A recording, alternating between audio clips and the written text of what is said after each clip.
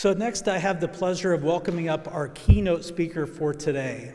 Dr. Rick Workman is the founder of Heartland Dental, which is America's largest dental service organization. I guarantee you that the majority of the people in this room have probably seen a dentist at Heartland Dental over the years or has had a family member positively impacted by Heartland Dental over the years. He's also the founder of WMG Development, which, if you've gone to Publix, there's a chance that that was probably developed by Dr. Workman's group. He lives in our community in Windermere, Florida, which is about 10 to 15 minutes away from Horizon West. And he is just a remarkable human being and a friend for OCOM. As some of you know, we are starting a dental school in collaboration, or technically Larkin University is starting a dental school on the OCOM campus, and it's being completely funded by Dr. Rick Workman, and so we're blessed to have that. I can tell you that President Tujog and myself just visited High Point University a couple weeks ago, and we got a sneak peek of the Dr. Workman School of Dental Medicine at High Point University. It is a beautiful school. In fact, 2 days from now, they will be cutting the ribbon on that school. So without further ado, please join me in welcoming Dr. Rick Workman.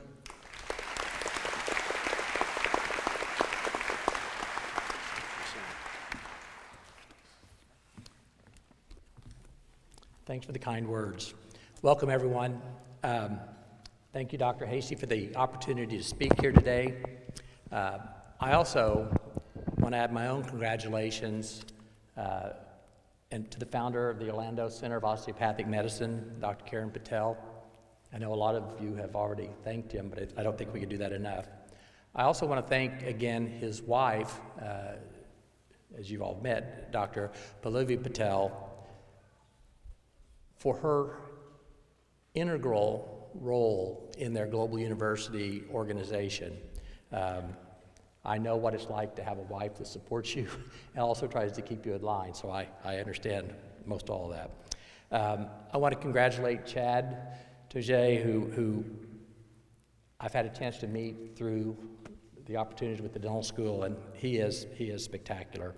And all the faculty and administrators for all the work that you've done to get us here today and to get the school up and running. I know it's a lot of work. Your vision and mission is inspirational to me, but also I hope to everyone here. And lastly, I also wanted to thank Bill for donating for the white coats. It's a great honor, and I'm excited to be here. So I want to begin by thanking and congratulating today's honored class.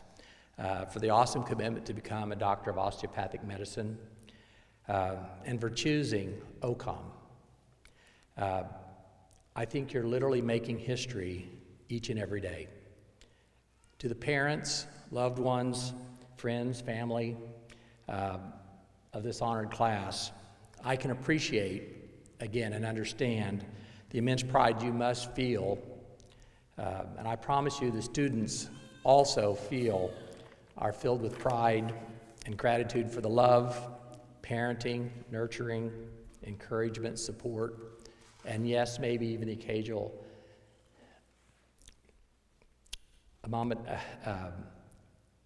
admonitions that may have been required to get you here today.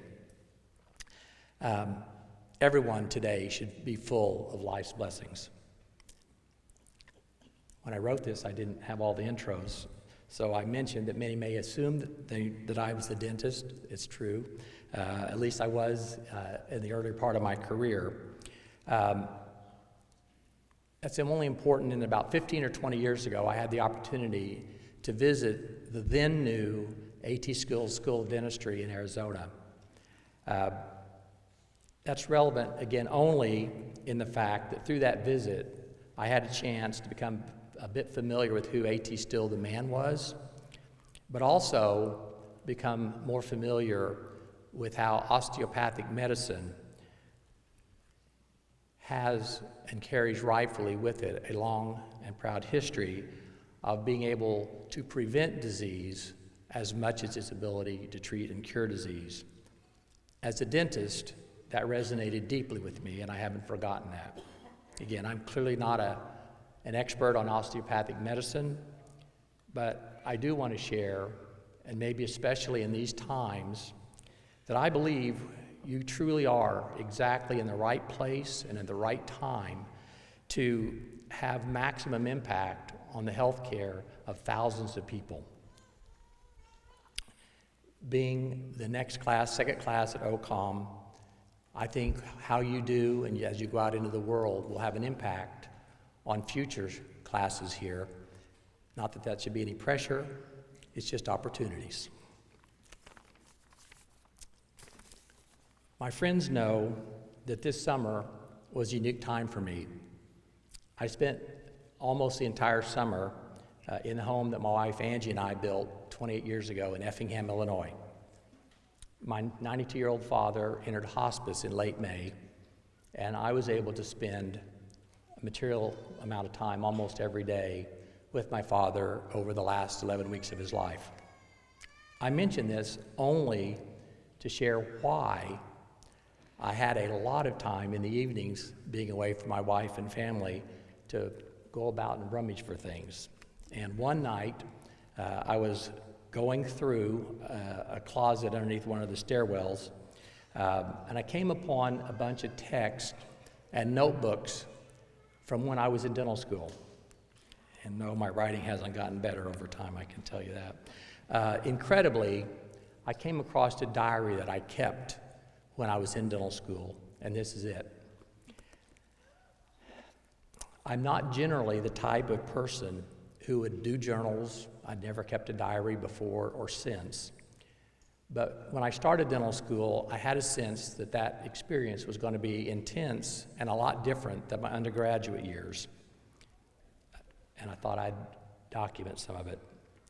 Before classes started, at first I wrote about significant things like, I wonder if anybody else will have the ability to play basketball, or can anybody else hit the long ball?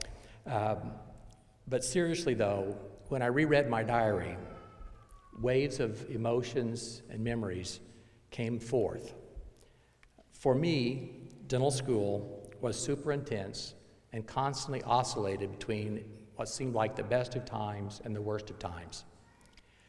I cannot know, but I might assume that many of those same thoughts and feelings are relevant to you as students at OCOM. It was especially poignant to me when I came across a passage that I wrote about midway through my first year in dental school, when I declared to myself that I had truly fallen in love with dentistry and I vowed to become the best dentist I could possibly be. I pray that many of you have had similar thoughts along the way. If you haven't exactly thought deeply about that, maybe today, when you slip that incredibly symbolic white coat over your shoulders, you'll make a similar vow and a full commitment for your entire physicality and mentality to become a professional and always do the right things for the right reasons, always place the interests of your patients above your own. If you do these things, I can assure you a prosperous, joyful, and meaningful life, and one without regret. May God bless you, and may God bless America. Thank you.